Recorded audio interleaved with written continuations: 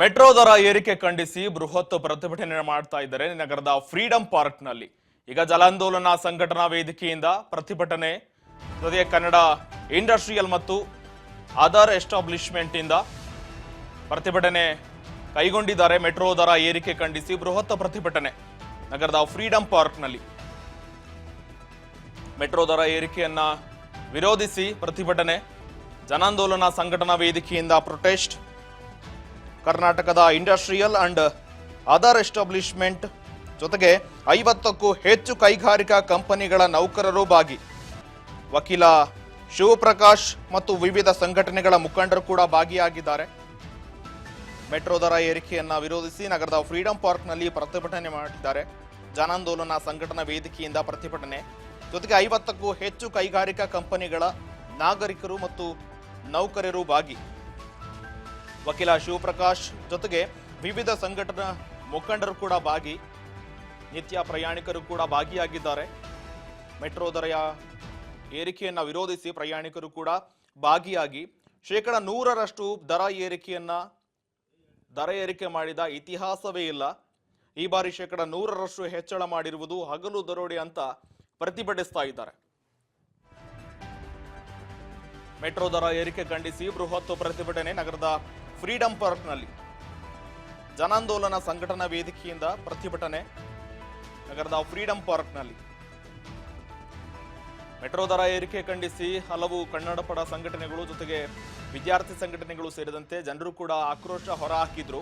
ಅದೇ ರೀತಿ ಇವತ್ತು ಫ್ರೀಡಂ ಪಾರ್ಕ್ನಲ್ಲಿ ಜನಾಂದೋಲನ ಸಂಘಟನಾ ವೇದಿಕೆಯಿಂದ ಪ್ರತಿಭಟನೆ ಜೊತೆಗೆ ಕನ್ನಡ ಇಂಡಸ್ಟ್ರಿಯಲ್ ಮತ್ತು ಅದರ್ ಎಸ್ಟಾಬ್ಲಿಷ್ಮೆಂಟ್ ವತಿಯಿಂದ 50ಕ್ಕೂ ಹೆಚ್ಚು ಕೈಗಾರಿಕೆ ಕಂಪನಿಗಳ ನೌಕರರು ಕೂಡ ಭಾಗಿಯಾಗಿದ್ದಾರೆ.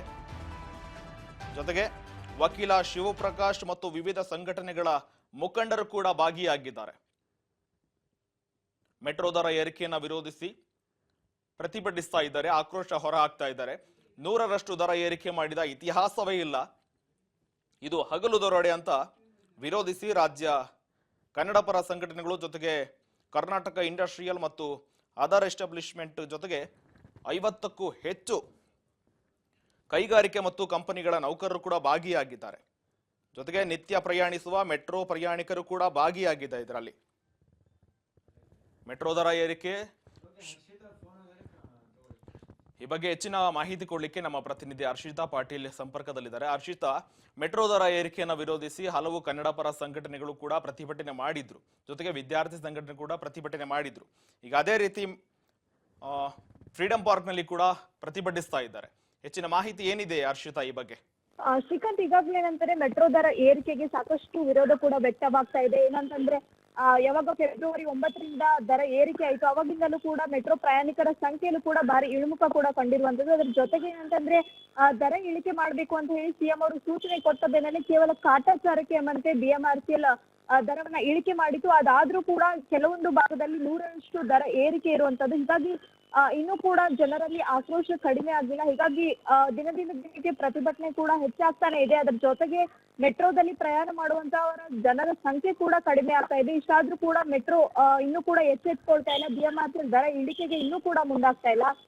ಏನಂದ್ರೆ ಈಗಾಗಲೇ ಜನರ ತೆರಿಗೆ ದಿಂದಾನೇ ಏನು ಮೆಟ್ರೋ ವಿಸ್ತರಣೆ ಆಗಿರುವಂತದ್ದು. ಅದರ ಜೊತೆಗೆ ಏನಂತಂದ್ರೆ ಮೆಟ್ರೋ ಬಂದಾಗಿಂದಲೂ ಕೂಡ ಸಾಕಷ್ಟು ಜನರು ಕೂಡ ಮೆಟ್ರೋ ಮೇಲೆ ಡಿಪೆಂಡ್ ಆಗಿದ್ದಾರೆ. ಅತಿ ವೇಗವಾಗಿ ಹೋಗ್ಬೋದು, ಟ್ರಾಫಿಕ್ ಜಾಮ್ ಕಡಿಮೆ ಆಗುತ್ತೆ ಅನ್ನೋಂತ ಹಿನ್ನೆಲೆಯಲ್ಲಿ ಮೆಟ್ರೋವನ್ನ ಅವಲಂಬಿಸಿರೋರು ಸಾಕಷ್ಟು ಜನರು ಕೂಡ ಇದ್ದಾರೆ. ಆದ್ರೆ ಈ ಒಂದು ದರ ಏರಿಕೆಯಿಂದ ಇನ್ನು ಸಾಕಷ್ಟು ಸಮಸ್ಯೆಗಳು ಕೂಡ ಉಂಟಾಗ್ತಾ ಇದೆ. ಅದರಲ್ಲೂ ಕೂಡ ಒಂದು ನೌಕರರಾಗಿರ್ಬೋದು, ಕೈಗಾರಿಕಾ ಕಂಪನಿಗಳ ನೌಕರರಾಗಿರ್ಬೋದು, ಅವರು ಸಾಕಷ್ಟು ಜನರು ಕೂಡ ಮೆಟ್ರೋವನ್ನೇ ಡಿಪೆಂಡ್ ಆಗಿದ್ರು. ಆದ್ರೆ ಈ ರೀತಿಯಾಗಿ ದರ ಏರಿಕೆ ಮಾಡಿರೋದ್ರಿಂದಾಗಿ ಅವ್ರಿಗೂ ಕೂಡ ಸಾಕಷ್ಟು ಹೊರೆ ಆಗ್ತಾ ಇರುವಂತದ್ದು. ಹೀಗಾಗಿ ದರವನ್ನ ಕಡಿಮೆ ಮಾಡ್ಬೇಕು ಅಂತ ಹೇಳಿ ಇವತ್ತು ಫ್ರೀಡಂ ಪಾರ್ಕ್ ನಲ್ಲಿ ಕೂಡ ಪ್ರತಿಭಟನೆಯನ್ನ ಮಾಡ್ತಾ ಇದ್ರೆ. ಜನಾಂದೋಲನ ಸಂಘಟನಾ ವೇದಿಕೆಯಿಂದ ಇವತ್ತು ಬೃಹತ್ ಪ್ರತಿಭಟನೆಯನ್ನು ಕೂಡ ಹಮ್ಮಿಕೊಳ್ಳಲಾಗಿರುವಂತದ್ದು. 50ಕ್ಕೂ ಹೆಚ್ಚು ಕೈಗಾರಿಕಾ ಕಂಪನಿಗಳ ನೌಕರರು ಕೂಡ ಈ ಒಂದು ಪ್ರತಿಭಟನೆಯಲ್ಲಿ ಭಾಗಿಯಾಗಿದ್ರೆ. ಅದರ ಜೊತೆಗೆ ಏನಂತಂದ್ರೆ ಮೆಟ್ರೋದಲ್ಲಿ ಪ್ರಯಾಣ ಮಾಡುವಂತ ಸಾರ್ವಜನಿಕರು ಕೂಡ ಈ ಒಂದು ಪ್ರತಿಭಟನೆಯಲ್ಲಿ ಭಾಗಿಯಾಗಿರುವಂತದ್ದು.